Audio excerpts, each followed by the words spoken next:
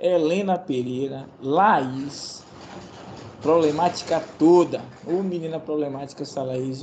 Não, eu. Aqui, gente, estou com a camisa porque eu tomei a força. Ó, que se dependesse de Laís, para eu ter essa camisa aqui, ia ser difícil, viu? Mas aí, graças a Deus, eu consegui tomar a força. Melissa, Nicole, Railissa, Mitalita e Vini. Falta quem? A Alicia e Yasmin. Estão faltando aqui. Beleza. Galera, hoje é dia de Bio 1, não é? E na última aula de Bio 1, o que a gente trabalhou? Vamos fazer um feedback, um flashback aqui, né? Feedback não. Um flashback. A gente trabalhou a introdução à biotecnologia. E quando se trata de biotecnologia, a gente precisa entender que é exatamente quando a gente utiliza moléculas ou biomoléculas, células ou organismos completos para obter produtos ou serviços, né, que vão ser úteis para a nossa espécie ou para outras espécies. Toda vez que a gente manipula, portanto, partes de seres vivos ou seres vivos completos, a gente então está utilizando ou fazendo, praticando biotecnologia. Beleza? Só que aí o que mais interessa para a gente é uma parte da biotecnologia que fala ou que traz a possibilidade da gente manipular o material genético das espécies. Então, a gente está falando de engenharia genética, né? E para a engenharia genética se desenvolver ao longo dos anos, ela contou com a descoberta de algumas ferramentas. Ferramentas essas que, na verdade, se tratam de moléculas, né? Que são as endonucleases, o plasmídio e o DNA recombinante. Ok, gente? Foi disso aí que eu falei na última aula, né? Cheguei a falar sobre as técnicas biotecnológicas ou de biotecnologias mais utilizadas? Não. Então é disso que a gente fala hoje, certo? É disso que a gente fala hoje. Bom, compartilhando aqui. Olha só. Vamos pensar então que a gente venha falar aqui. Cadê, Nil, do seu quadro? Aqui. Em clonagem. Pronto. Clonagem. Ah, isso aqui é novidade? Não. Gente, isso aqui é mais velho que a humanidade. Isso aqui é mais velho que o ser humano. Ou seja, os clones sempre existiram na natureza. Sempre existiram. Por quê? O que é um clone? Um clone é uma réplica, né, genética. Então, se eu replico uma molécula, se eu replico uma célula, se eu replico um tecido, se eu replico um organismo completo, eu estou formando, na verdade, uma cópia genética. Então, clone é uma cópia que vai exatamente apresentar as mesmas informações daquela original. Então, se for observar, existem clones naturais. Quando eu tenho uma bactéria se reproduzindo por cistiparidade, onde todos ou todas as bactérias formadas a partir dessa original têm a mesma informação genética, portanto, têm as mesmas características. Quando eu falo de mamíferos univitelinos, né, provenientes de um mesmo zigoto, porque se é de um mesmo zigoto, o material genético é o mesmo. Então, se o material genético é o mesmo, esses indivíduos geneticamente falando, eles são iguais. Então, observe que existem clones naturais. No entanto, o homem também aproveitou e aperfeiçoou, desenvolveu a possibilidade de fazer essa clonagem de uma forma artificial. Bom, então a gente percebe que aqui o que vai nos interessar é a clonagem artificial. Deixa eu só descompartilhar aqui para que esse quadro volte a aparecer, porque é um problema. Vocês viram que o quadro estava aqui para vocês, né? Simplesmente agora ele desapareceu. Eu estou perdendo a paciência com ele.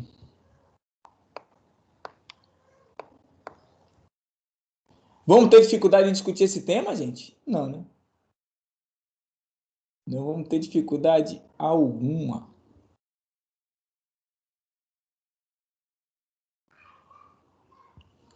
Deixa só ele voltar. Agora, é óbvio que a gente precisa entender o seguinte. Toda vez que a gente trabalhar, principalmente os sistemas de engenharia genética, a gente vai perceber que todos esses sistemas vão levantar muita polêmica. Vão precisar ser bastante discutidos. E eu vou chamar a atenção de vocês que vão fazer uma prova do Enem, vão fazer os vestibulares. Nas questões, galera, vocês não vão encontrar ideias que defendam ou que ataquem. Ou seja, que acreditem ou que desacreditem. Toda vez que vocês encontrarem alternativas, serão alternativas que vocês vão buscar uma certa viabilidade. Então, o que é importante quando se envolver práticas de biotecnologia? A gente buscar enxergar aquilo que é favorável e aquilo que não é favorável. Então, quando eu falo em clonagem, Nildo, a clonagem tem pontos favoráveis? Tem, mas também tem pontos desfavoráveis. Quando eu falo em transgenia, a transgenia traz pontos favoráveis? Sim, mas também pontos desfavoráveis. A edição de DNA também, a mesma coisa. Então, é muito importante ter isso em mente. Você nunca vai encontrar uma alternativa que, vou marcar alternativa que dá a ideia de que realmente a gente tem que ser contra. Ou então aquela que traz a ideia de que você é amplamente a favor. Não, você tem que buscar aquilo que é viável. Se eu falar, por exemplo, da clonagem em humanos com fins terapêuticos, é uma coisa. Se eu falar de clonagem humana com fins reprodutivos, aí a análise é outra. Percebe então? Ah, meu Deus, eu sou contra a clonagem humana. Calma, calma, muita calma nessa hora. Em que aspecto? A clonagem de um humano completo ou a clonagem, por exemplo, de um tecido humano? Se você pensar na clonagem humano completo, obviamente, em termos éticos, morais, religiosos, é uma coisa que precisa ser discutida. Agora, se eu falar na clonagem, por exemplo, de um rim, de um fígado, de um coração, de um cérebro, aí já é uma outra situação. Porque aí a finalidade, as consequências seriam totalmente diferentes. Então, é por isso que eu estou falando que jamais vocês precisam, vou marcar a alternativa que é contra, vou marcar a alternativa que é a favor. Não, nem muito, nem tão pouco. Você tem que buscar aquilo que é mais coerente, certo? Nunca esqueçam disso. Beleza, terceirão? Cadê a Thalita? Tá por aqui? Tô aqui, Nildo. Aí, Thalita botou uma foto diferente agora. Eu nunca ia imaginar. Quem é esse, Thalita? É um personagem da série aí. Nunca ia imaginar que esse personagem seria você.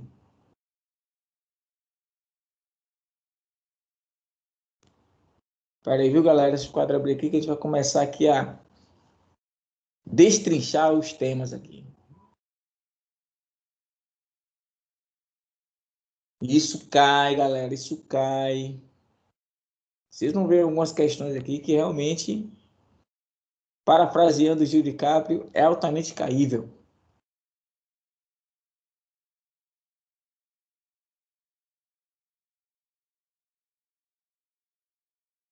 Altamente caível no Enem. Todo ano você tem questões de biotecnologia. Todo ano. É igual a Caruru. Sabe que todo ano tem. Com pandemia ou sem pandemia.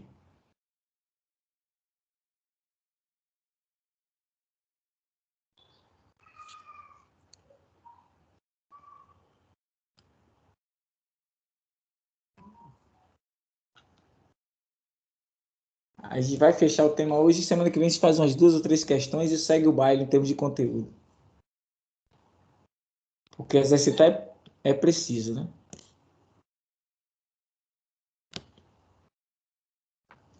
Vamos, quadro.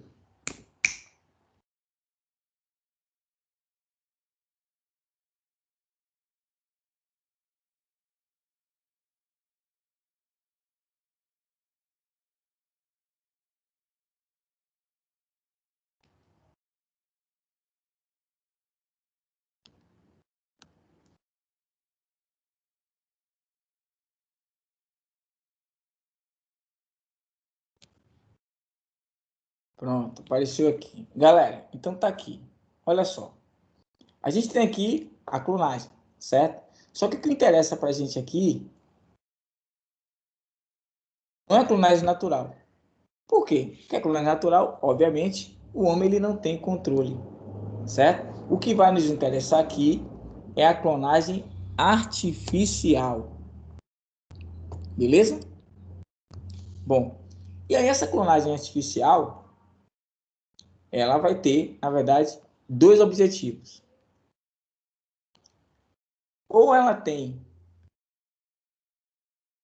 um fim ou uma finalidade reprodutiva, ou ela tem uma finalidade terapêutica. E o terapêutica como? Tratamento, prevenção. Bom, quando você fala na clonagem reprodutiva, seria, na verdade, a formação de cópias de organismos completos. Então, toda vez que a gente fizer um organismo completo, então a gente tem a clonagem reprodutiva. Nildo, quando é que o homem utiliza isso? O homem utiliza isso quando, por exemplo, ele faz a cópia de plantas. Ah, já foi questão de Enem. Já vi lá, por exemplo, quando eu falo, Maiaco, vai produzir mudas de limão. Maior produtor de limão da região, gente, ó, pai de Railis. Falou em limão, procure Raimundo Araújo. Realmente eu vejo lá meu pai fazendo mudas. O que o Maiaco está fazendo na fazenda dele? 200 hectares. O que está fazendo lá? Cópias. Cópias de quê, Nildo? Os melhores, ou das melhores plantas de limão da região. Por que será que Baiaco, gente, está clonando? O que é que vocês acham? Para a próxima planta ter as mesmas características daquela planta. Tá vendo, gente, que eu tô falando? Até aqui a pessoa certa. Olha o que a Elis falou, Nildo. Se os limões do meu pai são os melhores da região, essa qualidade é definida pela carga genética dessas plantas. Então, se eu clono essas plantas, eu estou garantindo que essas cópias terão a mesma qualidade. Não corre o risco, gente, de ocorrer uma variabilidade genética.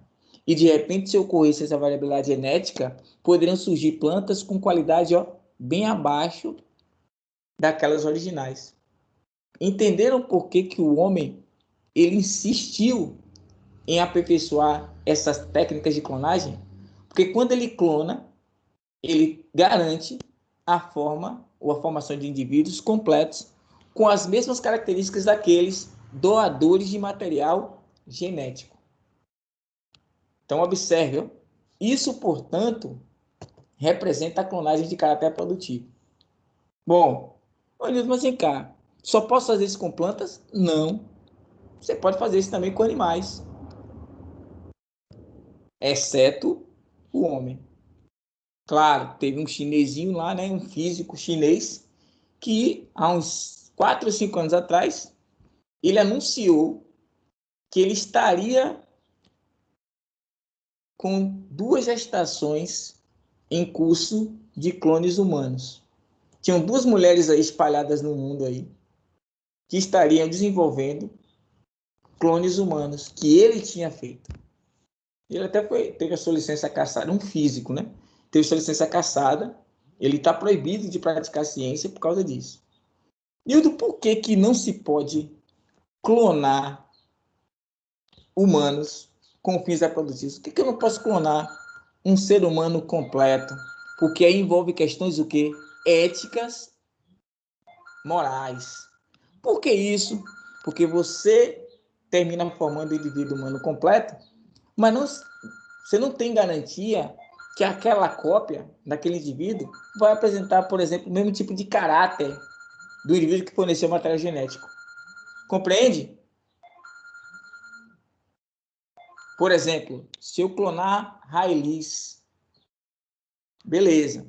Vou pegar o material de Railis, colocar em um óvulo ou ovócito de Nicole, do qual eu descartei o núcleo. Olha a história. Peguei um material genético de uma célula epitelial de Railis. Se a célula epitelial é uma célula somática. Se é uma célula somática, tem 46 cromossomos, contendo o DNA de quem? De Railis. Aí eu pego esse núcleo da célula somática de Railis e coloco no óvulo, do qual eu retirei o núcleo. Peguei um óvulo de Nicole, retirei o núcleo, joguei fora e introduzi o material genético de quem? De Railis. Peguei esse óvulo de Nicole contendo o material genético de Railis e coloquei no útero de Laís. Eu tenho 3 garotas envolvidas, 3 mulheres envolvidas. Railis, doadora de material genético, Nicole, doadora do ovócito, e Lai, que vai emprestar o aparelho reprodutor para desenvolver esse embrião. Depois de 9 meses vai nascer um bebê. Esse bebê terá características genéticas de qual das 3 garotas? Railis. Quando você pegar esse bebê e comparar com a foto de Railis, quando nasceu, a gente vai dizer, Railis nasceu novamente. E realmente, vai nascer uma cópia dela. Agora se ligue, o material nuclear das células desse bebê é igualzinho de Railis. Porém, o DNA mitocondrial desse bebê pertence a quem? A Nicole. Porque Nicole foi doadora do óvulo. E vocês se lembram, se houvesse fertilização, o DNA mitocondrial sempre tem origem materna. Porque as mitocôndrias dos espermatozoides, elas vão embora junto com o flagelo, quando o flagelo se solta da cabeça do espermatozoide. Quando a peça intermediária se solta da cabeça do espermatozoide, vai embora, ou vão embora, flagelos e mitocôndrias espermatozoides. Então, só o óvulo contribui em termos mitocondriais. Então, a gente fala em matrilinhagem, né? Ou a teoria ou hipótese eva-mitocondrial, ou seja, as mitocôndrias de um indivíduo, seja ele homem ou mulher, sempre tem origem materna. Então, minhas mitocôndrias vieram de quem? Da minha mãe. As mitocôndrias da minha mãe vieram de quem? Da minha avó. De quem? Da minha tataravó. E assim sucessivamente. Então, a gente percebe o seguinte. Vejam, nasceu um bebê que é cópia genética de Railis, porém a gente não tem a identidade realmente desse bebê. Porque, veja bem, eu tenho 3 participantes. Railis como doadora de material genético, Nicole como doadora de ovócito e Lai como barriga de aluguel. Aí eu pergunto, quem é a mãe da criança? Nicole? É uma coisa que vai se discutir. É uma coisa que vai se discutir. É tanto que tem confusões. Tem confusão em relação a isso. É por isso que, às vezes, gente, quando há uma fertilização artificial, onde há uma doadora de óvulo ou um doador de espermatozoides, as pessoas não são identificadas. Exatamente para quê? Para evitar esse tipo de problema. Para evitar que, por exemplo, o doador de material genético vá lá depois e alegue que não, esse material genético foi meu, eu sou pai, sou mãe dessa criança, eu quero essa criança. Rola fight direto, rola confusão direto. Então, para isso, preserva-se a identidade dos indivíduos envolvidos. Imagine se você clonasse um ser humano. Então, eu ainda posso dizer o seguinte: a Railis é mãe? Não. Ela doou material genético. Esse bebê que nasceu, aquele Railis, é filho? Não. Pode ser um irmão gêmeo, mas que nasceu anos depois. Ó. Depois de 17 anos que a Railis nasceu, veio uma irmã gêmea dela. Porque se é clone dela, é uma irmã gêmea. E seria classificada como idêntica. Seria como se fosse univitelina. Aí você pensa, como é que pode vir um irmão gêmeo 17 anos depois que o indivíduo nasceu? Tudo isso, gente, é questionável. Então é por isso que a clonagem humana, para fins reprodutivos, ela é altamente o quê? Polêmica e discutida. Beleza, gente? Beleza. Ok. Então vamos lá. Deixa eu apagar isso aqui para organizar esse quadro melhor. Porque esse quadro está me dando uma dor de cabeça. Vamos lá, botar aqui. Então, primeira técnica que a gente discutiu aqui. A clonagem artificial com fins reprodutivos. Então, a clonagem reprodutiva. Então, seria a cópia de indivíduos completos. Então, seria, por exemplo, clonar plantas ou animais. Então, imagine, por exemplo, o homem, ele aperfeiçoou tanto a técnica de clonagem que no finalzinho do século XX, ele clona o primeiro mamífero. Toda vez que a gente fala em clone, qual é a ideia que vem logo à mente? A ovelha. Dolly. Ovelha Dolly. Ovelha Dolly. Primeiro clone de mamífero apresentado para o mundo. O que é que você tinha? 2 tipos de ovelha. Ovelha de cara preta e ovelha de cara branca. O que é que se fez então? Pegou células da glândula mamária dessa ovelha de cara branca, extraiu o núcleo e transferiu para um óvulo anucleado da ovelha de cara preta. Pegou esse núcleo contendo material genético de uma outra ovelha e colocou na terceira ovelha. Eu já tenho 3 ovelhas envolvidas, gente. Olha, qual era essa ovelha aí que recebeu o óvulo marrom? Aí daqui a pouco, depois de algum tempo, o que é que nasce? Uma nova ovelha, uma quarta ovelha. Que cor era essa quarta ovelha? Cara branca, idêntica àquela que deu origem ou que forneceu material genético. Então imagine, você envolveu 3 animais, nasceu um quarto, e esse quarto que nasceu era uma cópia genética do primeiro. Aí você vai perceber que existe uma série de eventos que ocorreram na vida de Dolly, e que as pessoas muito tempo se associou a esses eventos por conta de Dolly ser um clone, mas nada tem a ver com o clone. Porque ela morreu de uma forma precoce, aí todo mundo associou que ela morreu de forma precoce porque ela foi clonada de uma ovelha adulta, e aí o DNA dessa ovelha adulta já era envelhecido, e por conta disso ela teve... Nada disso. O problema de Dolly foi simplesmente pelo estilo de vida que ela levou. Por quê? Porque ela era um animal que estava o tempo inteiro em exposição. Então ela era bem tratada, era tratada a pão de ló. Então ela comia muito para ficar bonita, né? Com a pelagem bem vistosa, ela bem fortinha. E o que aconteceu? Ela começou a engordar demais. A estrutura óssea dela não suportou. Ela começou a ter muitas fraturas. Ela desenvolveu problemas no sistema cardiovascular. O estresse também era muito grande, porque o que ia de gente, meninas de escola assim como vocês, ia para lá ficar tirando foto, aí queria tirar selfie com Dolly, queria abraçar Dolly. Imagine, quem é que vai aguentar um estresse desse? Ou seja, ela virou uma superstar, estressou, com isso veio um monte de doença, né? Ela desenvolveu também problemas psicológicos e ficava muito, né?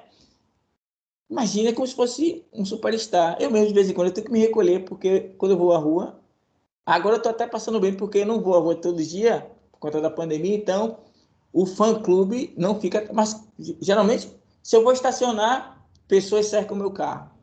Se eu entro no lugar, pessoas querem tirar foto comigo o tempo inteiro. Não posso almoçar no lugar, né? Então, gente quer vir em minha casa.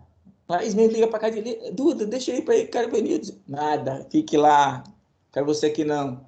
Então, tudo se estressa, Dolly se estressou. E aí morreu rápido, gente. Ela morreu antes do período normal do ciclo de vida de ovelha. Mas nada tem a ver com o fato dela ter sido clone.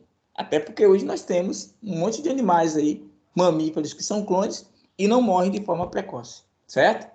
Então, lá no início, quando se conhecia muita coisa, se associou a morte de Dolly precoce a o fato dela ser clone, mas não foi por isso que ela morreu. Ela morreu por outras situações.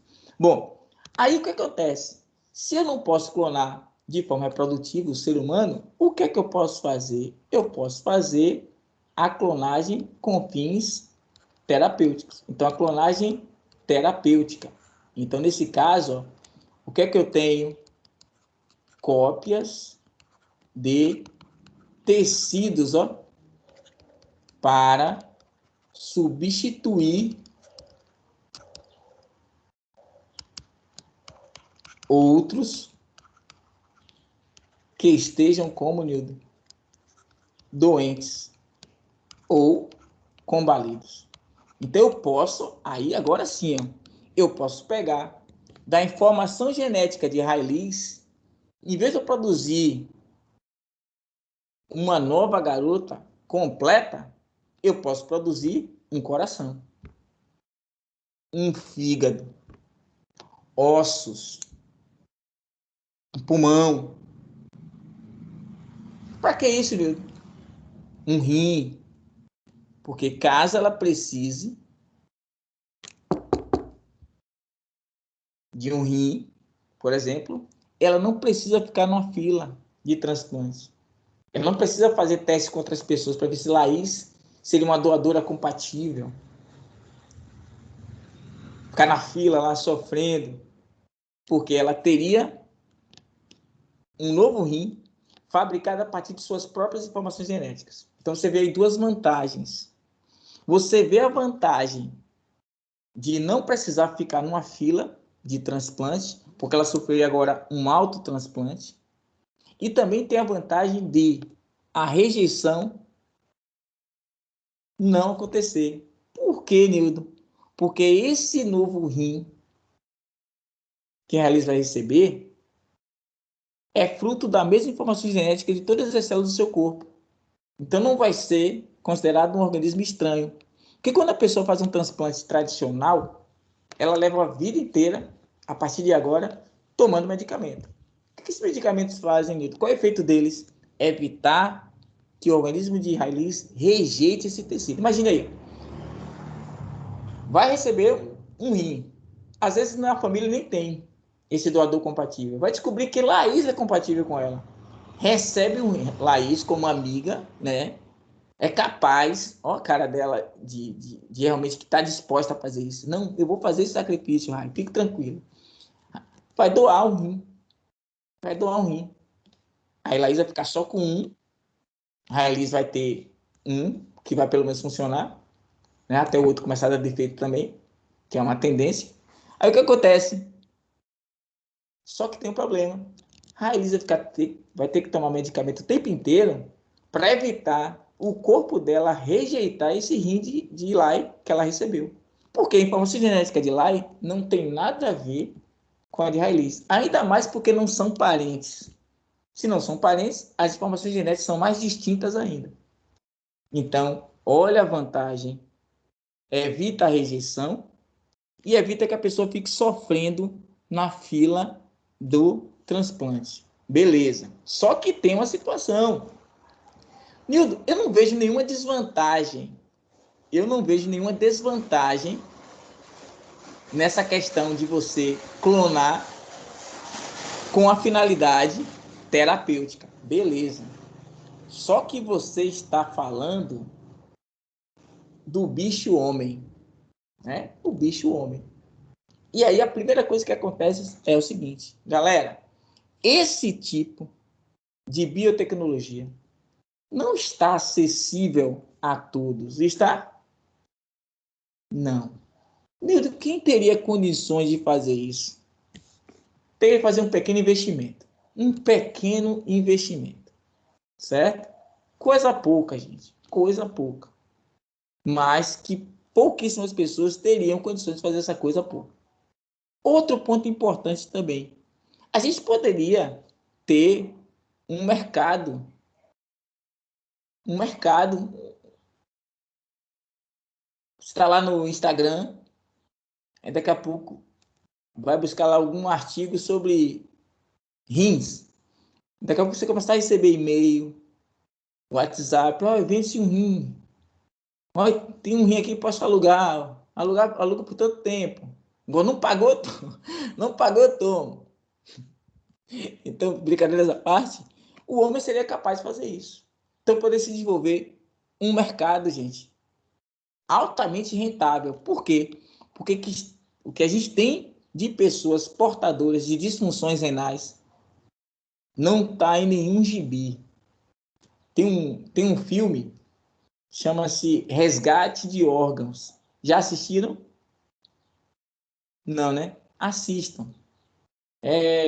O ator principal é Jude Law. Resgate de Órgãos. Onde você, no futuro, né, que acontece, em 2030, 2050, por aí, que é logo ali, né? Tá pertinho.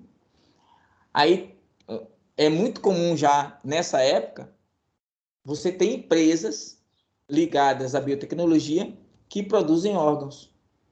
E aí o que acontece? Esses órgãos, eles são, como eu posso dizer, vendidos, entre aspas, às pessoas que precisam.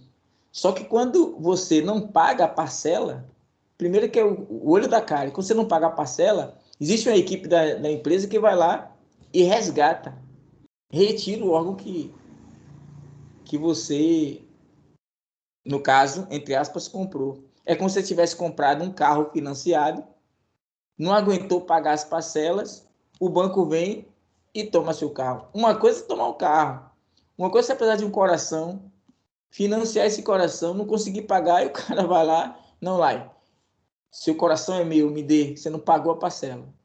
Então, tudo isso a gente precisa ser pensado. Tem um filme até que retrata, de uma certa forma, o que poderia acontecer. Então, por isso que a gente fala que toda biotecnologia apresenta pontos favoráveis e pontos desfavoráveis. Essa é a primeira desvantagem. Uma outra desvantagem também é o seguinte: quando você clona, se é uma cópia, essa cópia carrega as potencialidades e as deficiências, concorda? Significa então o seguinte, que você perde a variabilidade. Se você perde a variabilidade, gente, as chances de adaptação, elas são muito menores. Então, se eu tenho, por exemplo, lá em minha fazenda, né, várias plantas e todas elas geneticamente são iguais, significa então que elas têm o mesmo potencial, porém têm a mesma vulnerabilidade. Se o fator ao qual essas plantas são vulneráveis, ele se apresentar no ambiente, significa dizer ali que toda a minha população ela está condenada a desaparecer. Então, voltando lá aos limões de baiaco, se todos são clones, então todos vão produzir, por exemplo, frutos do mesmo tamanho, com o mesmo teor de açúcar, com o mesmo teor de água, beleza. Só que, se uma dessas plantas, por exemplo, for suscetível, for vulnerável a uma temperatura acima de 35 graus, o dia que fizer 35 graus em sapé, um abraço. O que acontece com o limoeiro? Vai embora. Nilton, não vai sobrar uma planta sequer? Não vai, porque todas elas são vulneráveis a 35 graus. Então, observem. O clone é legal? Depende. Depende. Se eu for pensar que a clonagem, por exemplo, pode fazer com que eu mantenha uma característica favorável, ótimo. Mas eu tenho que entender também que, assim como mantém característica favorável, mantém características desfavoráveis. Então, a falta de variabilidade compromete a sobrevivência. Se eu pensar em clonagem reprodutiva humana, eu tenho que entender que aí envolve questões éticas e morais. O clone não teria uma identidade.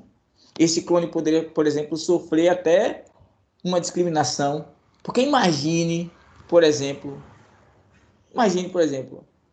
ó, Baiaca sabe que ele só tem Railis. Lembra o nome do teu irmão, Rai? Eloá. Só tem Eloá e Railis. Aí daqui a pouco nasce uma criança.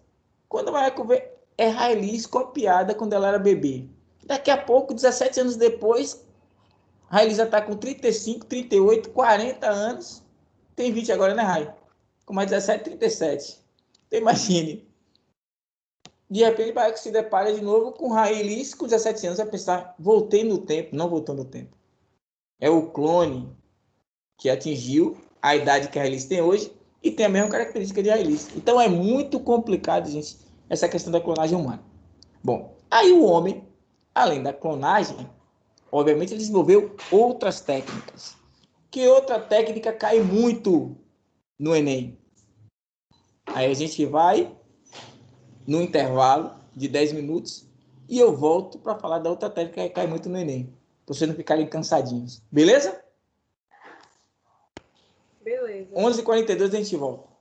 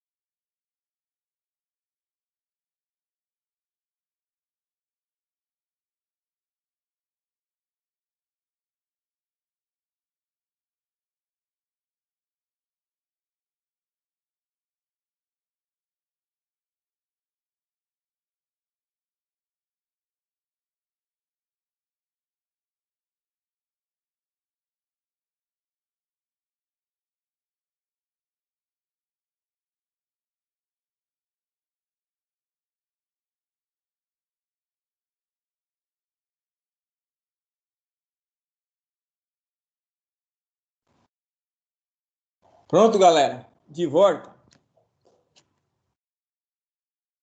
Bom, então todo mundo aqui entendeu, né, galerinha? Ok. Vamos voltar agora e analisarmos aqui Hildo, as... Oi. aí essa parte que tem cópia de tecidos para substituir. É o quê? Substituir. Para substituição de outros, ó, doentes ou combalidos, né? Com algum tipo de ofensa. Pronto, outros tecidos, viu? Beleza. Aí você tem aqui a transgenia, os chamados transgênicos. Olha só, você tem duas situações: transgênicos e cisgênicos. Ó, Nildo nunca tinha ouvido esse termo. Vamos lá. O que eles são? Eles são OGM, gente. O que significa isso? Organismo Geneticamente modificado. Exatamente. Então, ó, ambos aqui, eles são OGMs. Ó o que Tali falou. Nildo, eu sei que são OGMs. Organismos geneticamente modificados. Só que com uma situação. Observe. Esse indivíduo aqui, ele, ó, sofre alteração, ó, do genoma, recebendo genes de indivíduos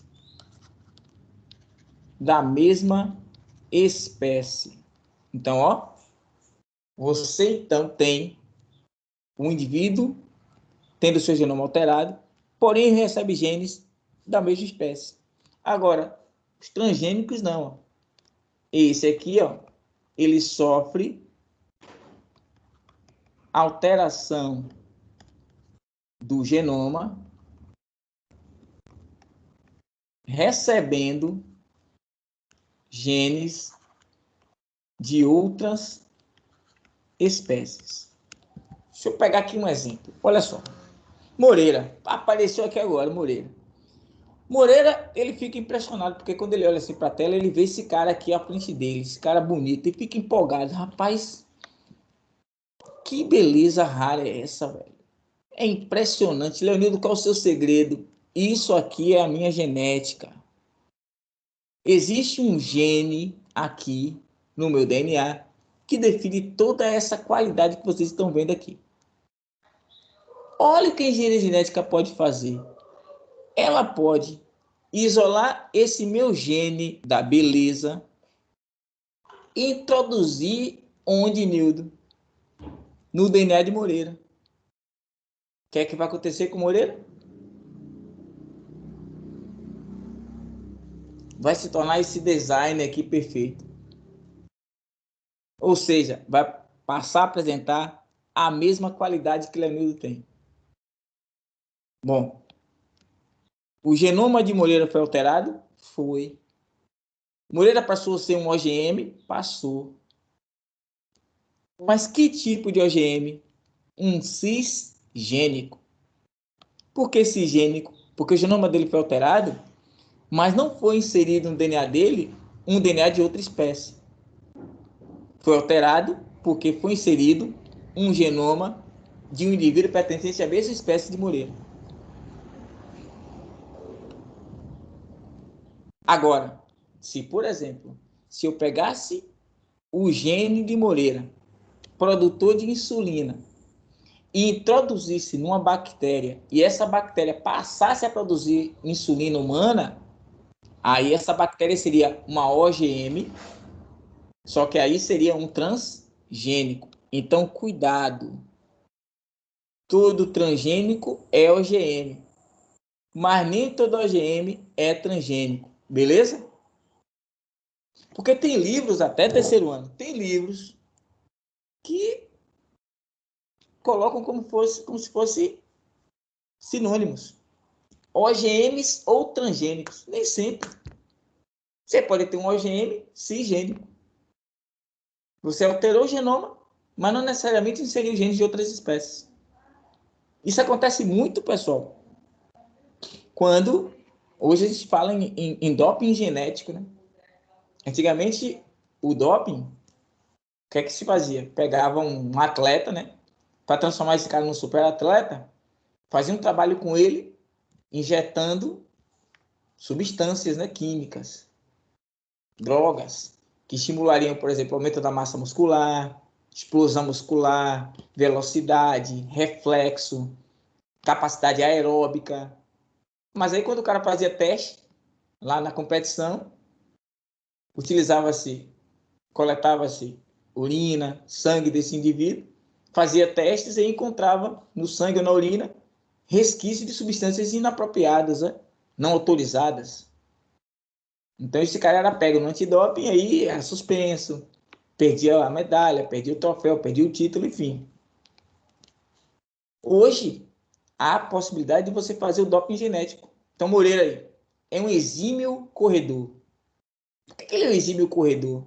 Porque ele produz aí uma proteína nele, que dá a ele resistência, dá a ele velocidade. E aí, o que é que eu vou fazer? Uma seleção de corredores de Mangabeira. O que é que eu vou fazer? Vou pegar pessoas normais, vou pegar esse gene de Moreira aí, que faz com que ele tenha essa capacidade, e vou adicionar esse gene de Moreira à minha equipe. E daqui a pouco minha equipe toda vai ter a mesma capacidade que o Moreira tem. Vou ter um super time de corrida e todo mundo está sendo resultado de quê? De doping genético.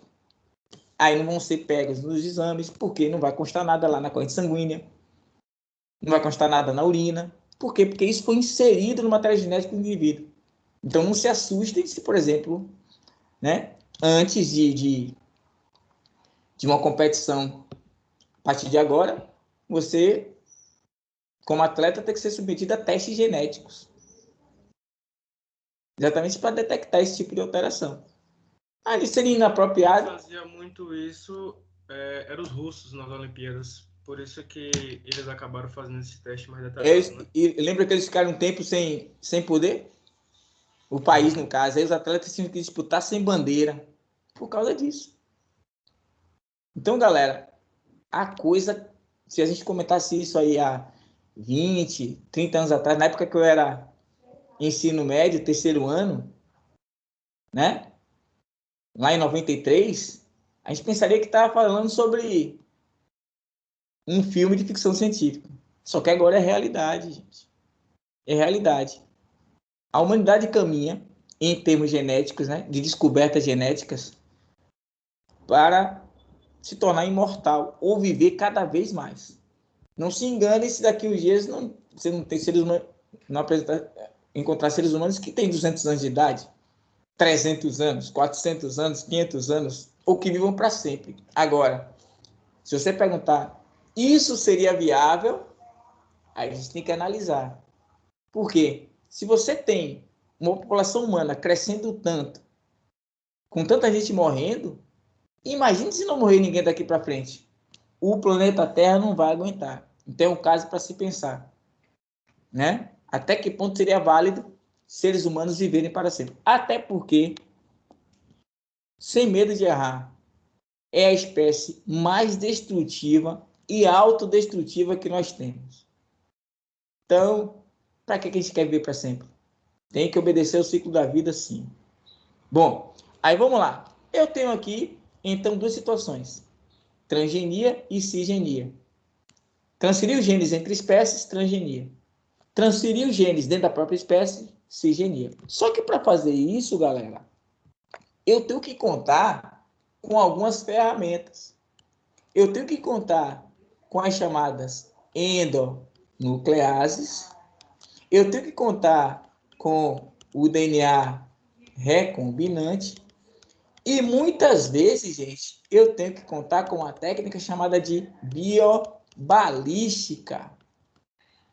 Aqui é um T, viu, gente? Não é um F, não. Biobalística. Balística lembra o quê?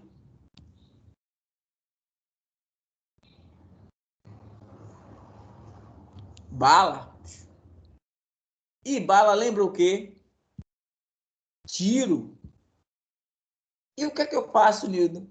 Eu bombardeio, eu atiro átomos de ouro, olha que maravilha, nas células.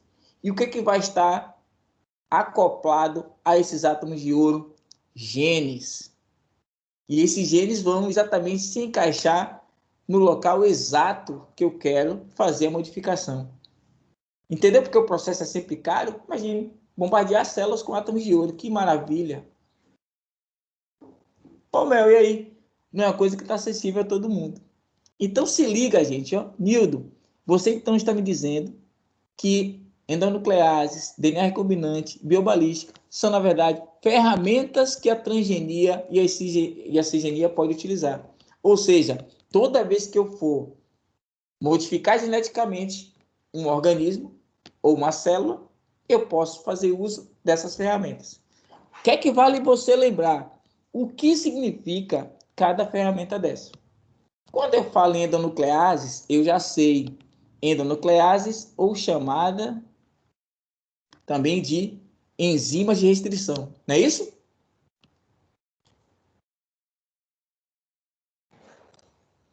As chamadas enzimas de restrição. O que é que elas fazem? Elas cortam o DNA em pontos específicos, gente. Porque essas enzimas, ó, elas têm a propriedade de cortar o mesmo tipo de fragmento de forma exata. E quando ela tem a condição de cortar esses fragmentos de DNA em pontos específicos, elas permitem que você faça alteração exatamente nesses pontos em que os cortes acontecem. Ou seja, eu estou dizendo que essas enzimas de restrição, elas permitem que a gente consiga exatamente alterar o DNA naquele ponto exato que a gente tem interesse.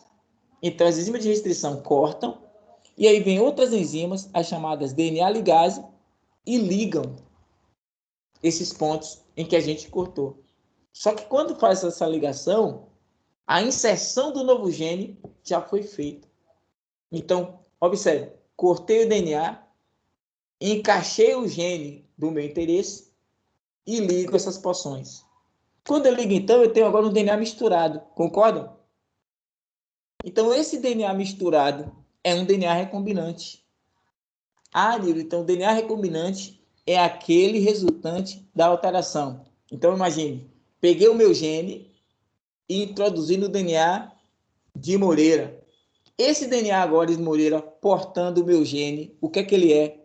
Um DNA recombinante. Peguei o gene de Moreira, produtor de insulina, e inseri no plasmídio da bactéria. E a bactéria passou a produzir a mesma insulina que Moreira produz. Esse plasmídio agora ele é o quê? Um DNA recombinante. Então, toda vez que você mistura os DNAs de indivíduos da mesma espécie ou de espécies distintas, você tem, portanto, um DNA recombinante. Se for da mesma espécie, é um DNA recombinante de um cisgênico. Se for de espécies diferentes, é o DNA recombinante de um transgênico. Beleza? Mas aí vem aquela história. Vem aquela história. Nildo, e aí? Você é a favor ou contra transgênico? Você não pode dizer que você é a favor, nem você pode dizer que você é contra. O que é que você tem que fazer? Analisar o que está sendo dito na alternativa. Se eu pensar, por exemplo, na produção de organismos vegetais transgênicos ou organismos animais transgênicos que tragam, por exemplo, uma maior quantidade de nutrientes, de vitamina A, por exemplo, que é extremamente importante para a minha visão, né? Porque é a partir dela que eu produzo o famoso retinol. Então, imagine. Isso é desvantajoso, gente? Isso é favorável? É favorável.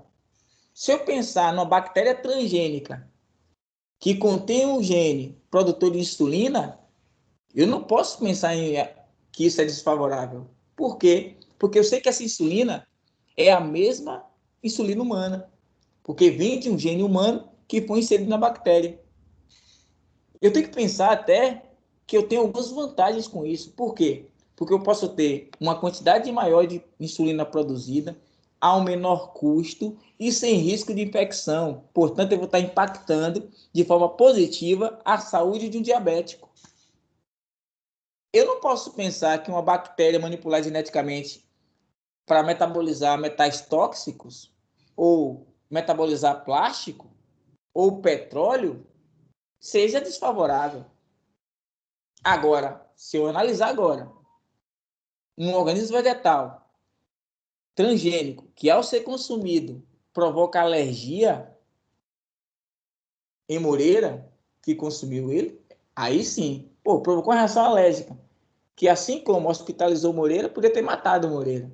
Então aí a gente já percebe, então você está querendo sinalizar para a gente que a gente precisa entender que a transgenia apresenta pontos favoráveis e pontos desfavoráveis. Exatamente isso.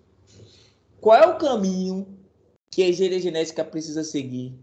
Discutir todos os pontos favoráveis e desfavoráveis para se chegar a um consenso onde a gente possa minimizar os fatores negativos e potencializar os fatores positivos. Entendeu? Ou entenderam? Mas eu não posso dizer, Nilda, eu vou marcar lá o TBC que diz, sei lá, transgênico é ruim para a saúde. Eu vou marcar lá o transgênico que diz, transgênico é bom para a saúde. Transgênico é bom para o ambiente. Nem sempre. Se eu pensar, por exemplo, uma bactéria que transforma plástico em gás carbônico e água, isso seria favorável. Se eu pensar em bactéria que metaboliza petróleo, isso seria favorável. Porque num ambiente contaminado com plástico e petróleo, eu introduzo essa bactéria e faço a biorremediação. Eu limpo o ambiente utilizando micro-organismos ou organismos. Agora, se eu pensar, por exemplo, em que determinados tipos de alimentos transgênicos poderia estar associado ao desenvolvimento de alguns tipos de câncer, aí eu estaria vendo o lado negativo do que pode. Não estou dizendo que acontece, só estou dando um exemplo. Entendeu? Então, o que significa dizer? Precisa entrar em ação uma área da biologia chamada de bioética, onde você vai chamar todos os setores da sociedade, vai apresentar a técnica, as possibilidades, quais seriam ou qual seria a sua aplicabilidade, mostrando os pontos viáveis, os pontos favoráveis e os pontos desfavoráveis. E aí o que acontece? Os mais variados setores da sociedade, portanto, vão decidir se aquilo ali seria interessante aplicar ou não. Beleza, galera? Então, é um tema extremamente polêmico. Extremamente polêmico. Por quê? Você tem lá uma corrente que defende a transgenia, outra corrente que joga contra. Se você chegar no supermercado, fazer o merchan aqui no patrocinador meu, chegar no Hiper São Paulo, certo? Então, essa aula aqui é um oferecimento ao Hiper São Paulo, patrocinador da minha marca, certo? Você vai nas prateleiras, 80% dos produtos são de origem de organismos transgênicos. Melissa. Melissa adora biscoito Nestlé. Cereais transgênicos. A Moreira. Natal, ele abdica do consumo de peru e consome Chester. Porque o sabor é muito parecido, a textura da carne é muito parecida e o preço mais fino. Porque você vai pegar um peru, 5 kg de peru, 150, 180 conto. Pega um Chester, 100, 90, 95. Opa, já quase metade do preço. E o que é o Chester? É um frango metido a besta. Por que um frango metido a besta? Porque um dia alguém pegou o gene produtor do hormônio do crescimento no peru e botou no DNA do frango. O que aconteceu com esse frango? Cresceu igual um peru. Então você tem o Chester. Há quanto tempo as pessoas não consomem Chester? Eu era criança, já vi a propaganda do Chester Sadia. Você botava para assar e tinha um palitinho assim que saía quando a temperatura estava ideal e a ave estava pronta lá. Nossa, é um palitinho. Pronto. Desde quando eu sou criança. Eu já tenho 45 anos.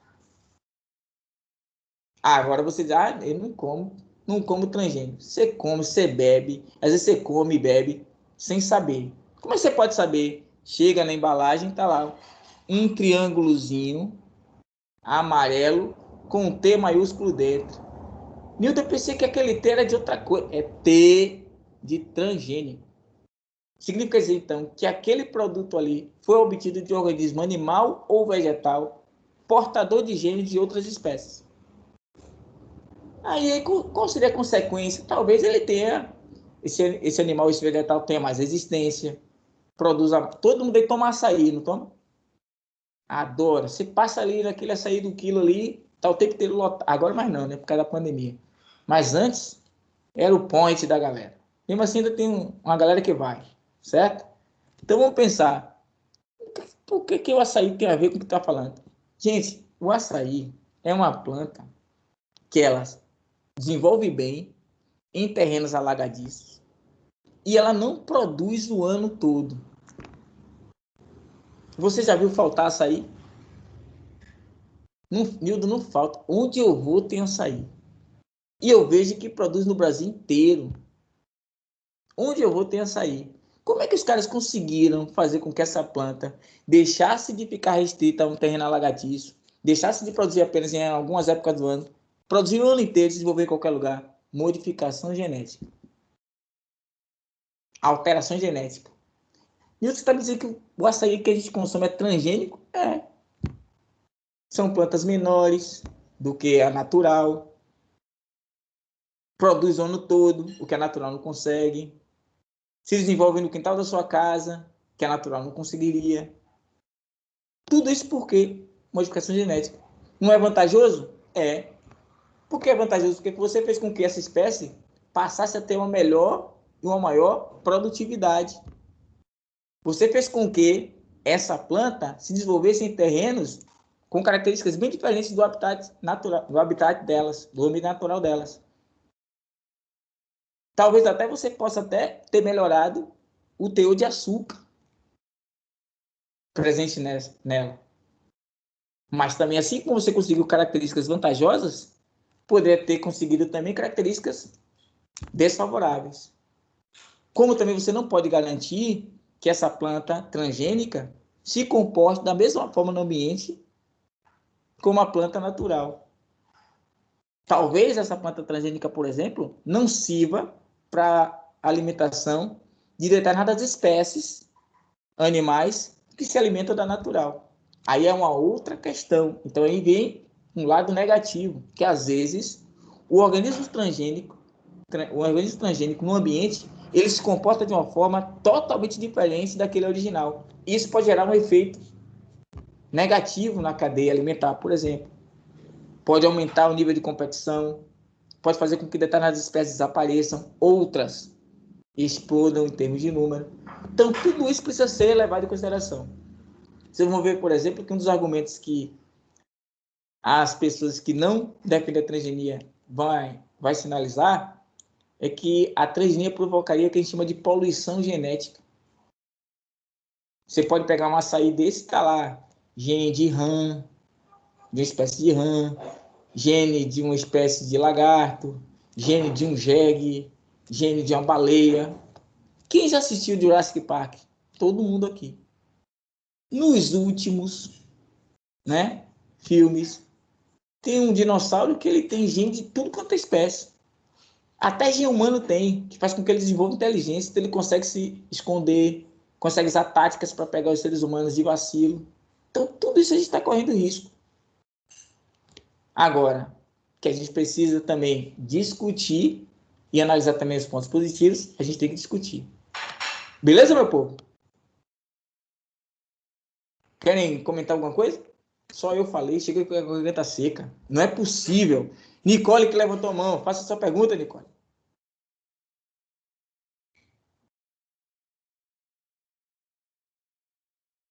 Nicole deu zig.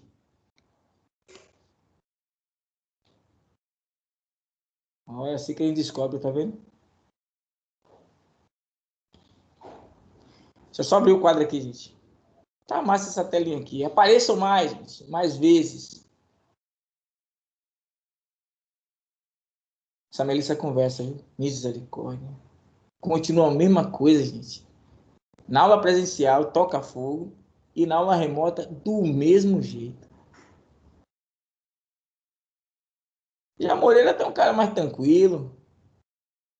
Eu nem converso, eu sou quieto na minha, na paz. O Nicole falou que a internet tá travando e mandou no chat, só que não tá enviando. Essa Nicole tá cheia de onda. Vou botar em falta nela, ela vai ver. Peraí, gente, abrir o quadro aqui para eu fazer um esqueminha aqui. Que também cai muito no Enem e no vestibular. Né? No Enem, todo ano a gente tem uma questão disso aqui. Todo ano. A Nicole escreveu aqui. Apareceu algo no chat aqui.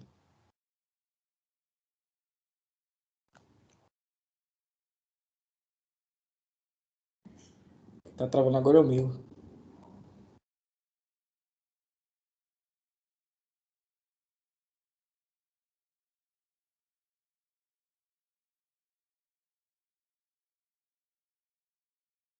Pronto, apareceu o quadro aqui. Aí, galera, olha uma outra situação que aparece aqui. Deixa eu levantar o quadro.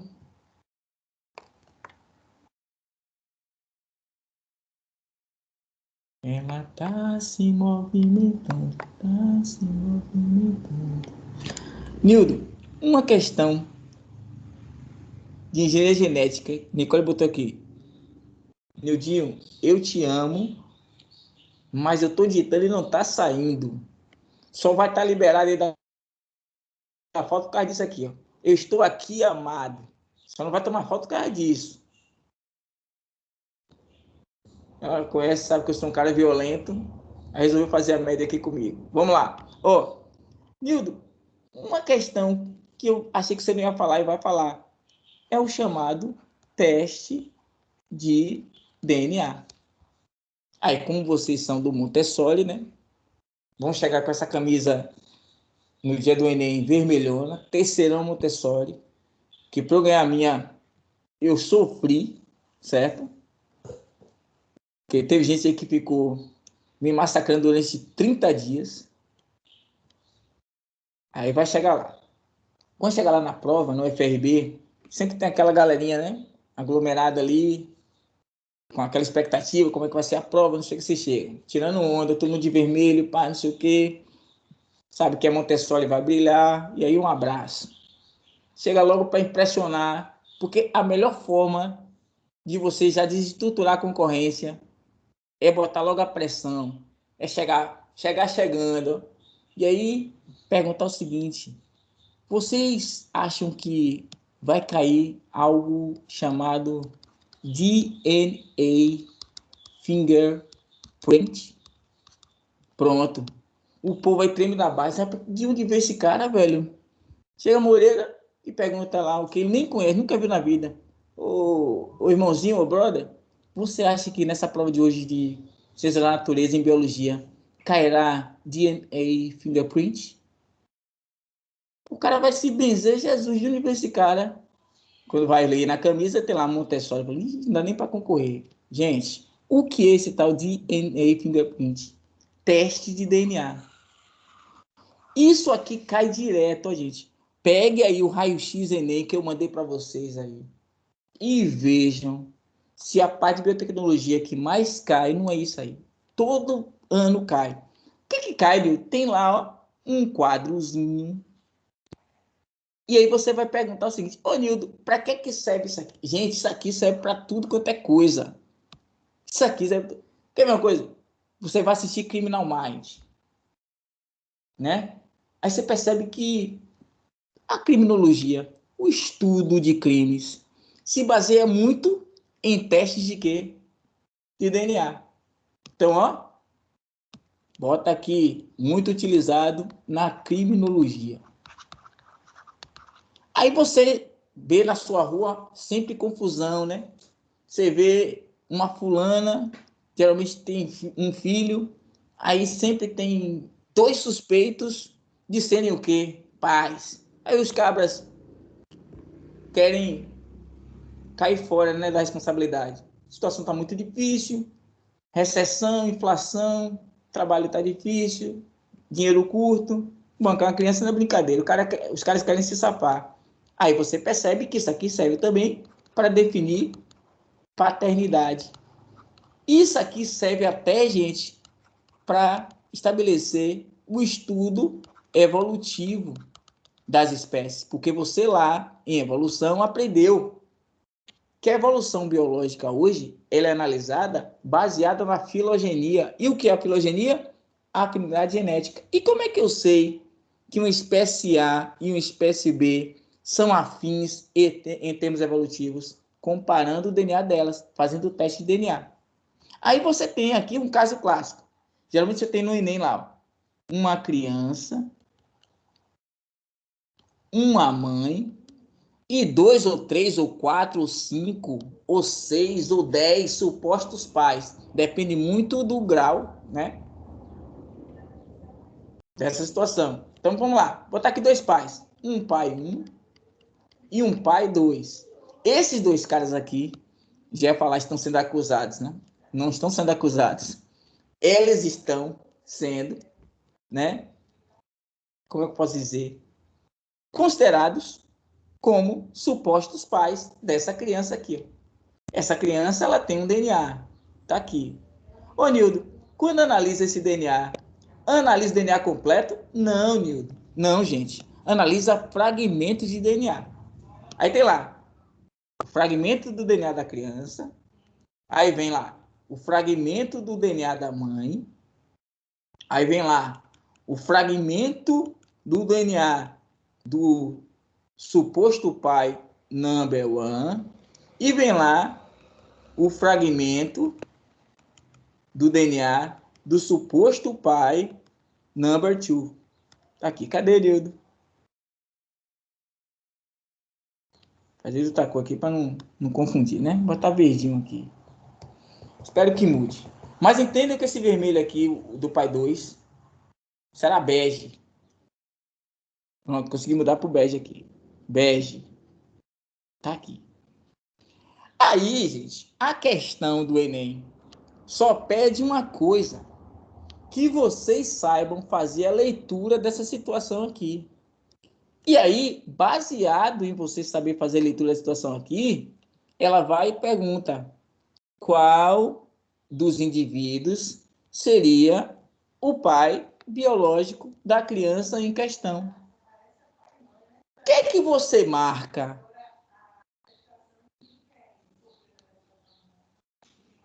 Vocês são terceiro ano B Montessori. Vocês estão bem preparados. Quem está dizendo isso sou eu. Eu assino, eu boto minha mão no fogo. Quantos alunos nós temos aqui? Ao todo, 24. Eu coloco minha mão no fogo, se não vão sair aqui 24 aprovações. Com no mínimo 700 pontos no Enem, no mínimo. E vão espancar ciência da natureza. Aí vocês vão lá e vão me dizer. Quem é o suposto... Tá repreendido? Eu falei, cuidado. Você sonha alto, né, Nildo? Vai de quem? Eu falei que vão ser 24 aprovados. Eu entendi que tá repreendido nada. Eu profetizei e vai acontecer. Você sonha alto, né, Nildo? Não é sonhar alto, não. É confiança na preparação de vocês. Gente, a gente está ralando. Vocês estão ralando aí, no mínimo, há 4 anos. Então está na hora de vocês serem o quê? Contemplados.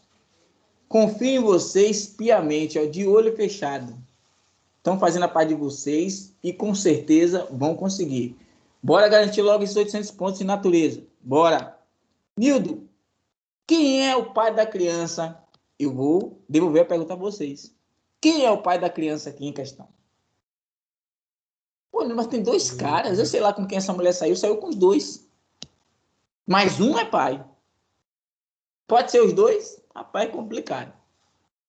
É um só. Quem é o pai da criança? É o pai 1 ou o pai 2? 2? Quem falou aí? Quem?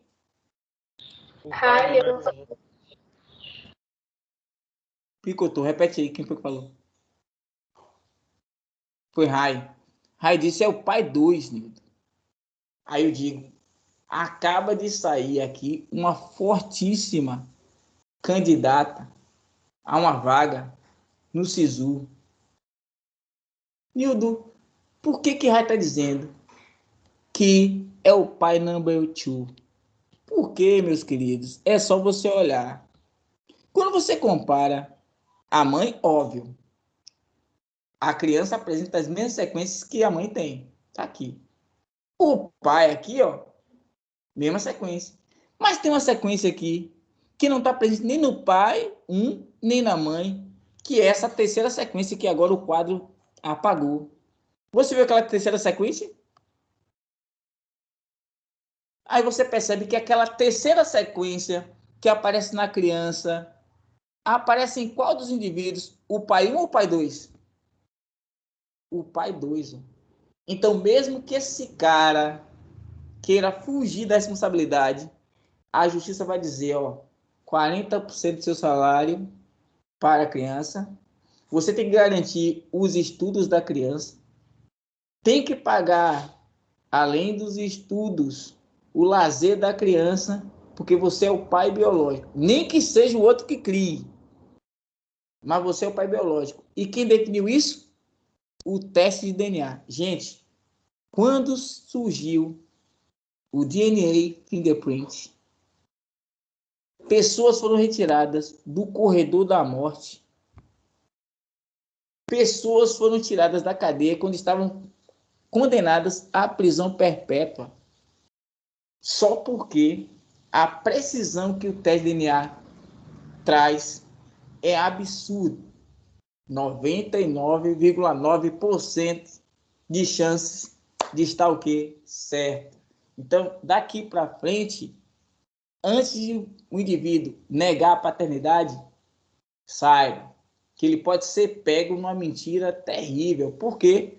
Porque eu posso pegar aqui, ó, um fio de cabelo de Moreira, retirar um fragmento de DNA desse fio de cabelo e comparar com o DNA da criança. Bateu certo? Quem é o pai? Moreira. Não adianta ele fugir. Certo, meu povo? Então, galera, eu fecho biotecnologia com isso. Próxima semana a gente vai fazer 3 ou 4 questões com o tema. E a gente vai voltar para a aula número 7, que foi aquela aula que eu falei, gente, vitaminas, não cai muito, vou adiantar meu lado aqui com o que cai, realmente. E depois a gente volta para a vitamina. A gente faz a vitamina rapidinho e segue o baile. Beleza? Inclusive, eu já entrei até em uma parte aí que está já no livro 3, mas não tem prejuízo nenhum, porque é bom até que a gente já viu. Tranquilo, meu povo? Então, muito obrigado aí pela participação de vocês. Bom almoço e até quinta-feira. Tchau, Nildo. Beijo, meu povo. Tchau, gente. Nildo.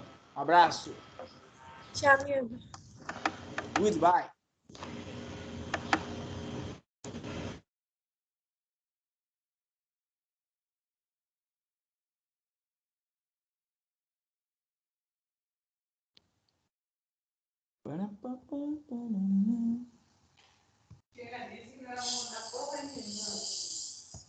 Não. Tá ligado aqui.